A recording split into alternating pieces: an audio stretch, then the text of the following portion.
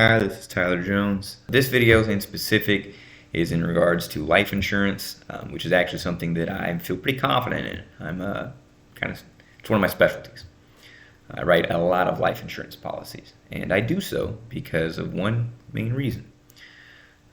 Life insurance is very affordable. I'd say about 80 to 90% of the time. Even for people that think that it's not affordable or think that I wouldn't qualify. There's a lot of different policies. Each company tends to have multiple types of products in this regard. So just keep in mind if you're someone that has little to no knowledge of life insurance or has only heard of it in passing or seen ads. Oh my God, all these ads, right? So many ads about what? Life insurance. You see some that are like, it'll be super cheap. And then you go to apply and it's like, you're looking at $150 a month if you want any substantial coverage, which for some people is affordable and some people is not. Some people, that 150 may give you plenty of death benefit, and some it may not. And beyond the death benefit, what kind of cash value are you looking at? So these are terms that people may not have informed you of. So something that I would consider as an intro to kind of what life insurance provides people is, for one, and this is the more obvious one, right? It provides a death benefit. So the death benefit, right? Death benefit is what happens or what comes your way, or rather your family's way, if this is you that it's on. The death benefit provides the family of the deceased a certain lump sum of money. This is tax free, so keep that in mind. Okay, so you're tax free, right? Now, the death benefit is obviously kind of the main driving force for most people in life insurance. And that if you only don't have any, you should have one, at least for substantial death benefit, right? You look at a funeral nowadays, we're looking between cremation on the low end is about $6,000 from what I've seen. Funerals on the high end, without going crazy, are looking at about $13,000. So anywhere between $6,000 and $13,000 is kind of expected for a final expense minus any debts that move on to your relatives, your family, in particular your spouse or your children. So the death benefit is a great way of making sure, financially speaking, your family is okay for when you pass. Your funeral is covered. Most people that I work with tend to get, even on the low end, about $10,000 to $15,000. If not, kind of a more standard rate of $20,000 to $25,000, so that somebody, typically a spouse or a child or a grandchild, would receive a little bit of money to help them in case of loss of work during this time, just grieving. Grieving sucks. So maybe you want to take a little time off work. Well, if I got an extra $5,000, maybe I can take off a week of work. It's not going to kill me. So these kind of things are important, right? But another key aspect to life insurance is cash value. Now, cash value is something not a lot of people talk about unless they're a little privy to the information. If you look at the SEC chairman coming in, of course, the new SEC chairman, he has, what did they say? I think it was 54. You ready for that? 54. What? 54. 54 life insurance policies on him and his spouse. Some say that's crazy excessive. Maybe to some extent it is. But you know why? Maybe a little bit's the death benefit. But for the most part, you want to know why? Because it's tax deferred cash value. Okay? It's an investment. If you choose a whole life, it's a very standard. This is very much what most people think of when they think of life insurance. You think of your whole life policies, which do gain cash value and do offer a death benefit. And the cash value can be kind of nice, especially if you're putting in higher premiums. Typically, you can take a loan out against your cash value, but again, this decreases the death benefit. So if you have $10,000 in death benefit and you take out $1,000 in a loan, right, against it, well, then you don't have to technically pay that back, but they're going to take that away from your death benefit. So this is definitely something to consider, which is the reason whole life is useful, because it does offer kind of the cash value, the death benefit. It will pay out. If the premiums are paid, that policy will pay out. There's a reason it's called whole life, and it's life insurance for your entire life. You pay the premium, that policy is in force, and it will pay out. For a term life, a little different because term life doesn't have a cash value. But term life is nice for if you have a mortgage on a home for a 20-year note and you're married with a child. Maybe you want to get a term for the 20 years that kind of covers, we want to say about, if ideally 10 years of your income, between 5 and 10 years of your income, you want to cover there. But in this case, you would want to cover your house, right? Don't want to leave your family homeless if your wife can't afford the house payment. Let's pay the house off. Okay, let me take out a term in policy so that that covers the house and then, a few years of your income. So that sets your family up. So they're not homeless. They're not freaking out and stressing over how they're going to afford bills because they have time to grieve now. So very important. That's what term life is very, very good for. I definitely recommend term life for my younger clients, which I still recommend whole life for my younger clients as well, just because whole life builds cash value. So then you go from term to whole, which are the pretty standard ones. But when you consider other life insurance policies, you think of maybe a variable. When you talk about variable life, universal life are pretty standard ones. Those are the ones, mostly universal life is what I kind of work with. You have indexed or variable. Now, personally, I'm more of a fan of the indexed with the guaranteed rates. They are never as high, potentially never as high as what the variable may reach, but you don't lose anything, right? Your cash value gains. Universal life, in my experience with writing them, just to keep it simple without going too in-depth here, universal life I prefer for children. So say you have a 5-year-old child, ideally you would take out a universal life policy on them, ideally when they're newborn because it's even cheaper and the premiums don't go up no matter how old they get. So you take, they can, but I don't write those. I tend to write level premium. Okay, you want level premium, technically target premium for a level gain, so to speak. So with a universal life, typically, and this is the reason I recommend on children, you will gain a pretty substantial cash value. Again, depending on what kind of universal life. I personally prefer the guaranteed rates.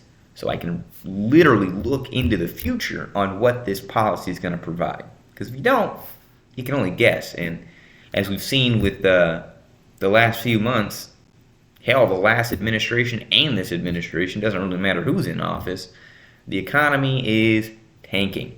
And when it tanks, so do interest rates. Well, the good ones, right? The bad ones sure don't, but the good ones, those go down pretty bad and pretty fast. So when you take a look at the universal life, in particular one that is guaranteed, what you're looking at in most cases is enough cash value has been built that usually by the time, say, a 5-year-old child is 25, there's enough cash value. They may have a down payment on a home. They could buy a new car outright, most likely, with the right policy, with the right rates, and with the right premiums. At the end of the day. So a death benefit is a little different in a universal life. It typically has a bell curve. So the death benefit will start here, right? We're going to start here. Okay, the death benefit starts here, right? Now, let's say the death benefit is $100,000. Okay, so $100,000, which on a child, very, very affordable. So $100,000, right? And death benefit's here. Well, as it builds cash value, that adds to the death benefit. So it's kind of a bell curve because you go up, up, up, up, up. I'd say I think the last time I looked into one, and I did end up writing it, was on a client of mine and his daughter. If I remember right, it was about 79 years old when it started to bell curve down, right? It started to go down. And I think it finally kind of exhausted itself at about 121 years old. There's technically a possibility, I suppose, especially how young she is. Hell, who knows how tech is going to be 100 years from now. She's 9 or 10. But anyways, 121 years. So odds of someone living that long is pretty unlikely. Women probably more likely than men, I guess. But it starts to go down and go down, but it doesn't really reach a point to where it's not ideal, right? I would say ideal in this case would be about 20,000 in death benefit, and I think it doesn't get to that point, if I remember correctly, until she's about 100 or so, a little over 100. So again, by the time she's in that range, I don't want to be morbid, but she's probably already passed. Typically, we look at that 80 to 100, where most people are going to pass away if they've made it that far. If she doesn't make it that far, good Lord, that death benefit was like 170,000, 180,000, if I remember correctly, simply because of all the cash value that's been built up. And in this case, you can just pull the money out, and it's your money, so you don't have to worry about it. All right, and once again, these are tax protected. You don't have to worry about it. Oh, what am I going to pay in taxes? What taxes? That's why the incoming SEC chairman, has 54 life insurance policies between him and his spouse. That's why. All right, it may sound crazy, because it kind of is. It's a lot. I'm sorry, 54 is a lot. But why not? Take another one out. Take another one out. Take another one out. Why not? But it's important to know what you're doing. If you don't have the right advisor, you don't have the right person to advise you on what, when, where, how, and why, then it can be very risky. It can be. And in a lot of cases, people seem to fall back on thinking that life insurance is for only when you die. Man, even just based on cash value alone, you're building an investment. And even better than that, you can have certain riders that you may attach to these policies. In a lot of cases, I always recommend accidental death or accelerated death benefit riders. And so, for example, because these are very important, the first one, of course, being the accidental death benefit rider. You may think, well, accidental, what counts as that? Simple. Stuff like car accidents. But accidents, things that are unforeseen, things that are not critical illness. That's another big one to see. If it's critical illness, kind of God's doing, right? I mean, it's not considered an accident. So accidental death benefit riders typically double. Sometimes you can do a specific amount, but it typically doubles the initial death benefit. So if I have $50,000 of death benefit on, say, myself, for example, and I get in a car accident and pass away, hope that didn't happen. Knock on wood, right? But if that were to happen, and I have an accidental death benefit rider, which I do on my personal policy, you're looking at $100,000 in that case, $100,000. So it goes from 50 to 100. Premiums are the same. I mean, technically it's a slight increase. I mean, you're looking at pennies on the dollar. I think in most cases, depending on death benefit, but in most cases, I tend to write that rider for an extra $1 to $5 a month. Typically, it's more like the $1 to $2 to $3, but sometimes it does get a little higher. Again, depends on premium and death benefit, obviously. So that's an accidental death benefit rider. Now, if you look at the accelerated death benefit rider, that one right there, that's a little different. So when I mentioned the critical illness, right, which has its own rider in a lot of cases, that it'll pay out a lump sum. If you have a critical illness rider, that pays out a lump sum directly to you as the proposed insured.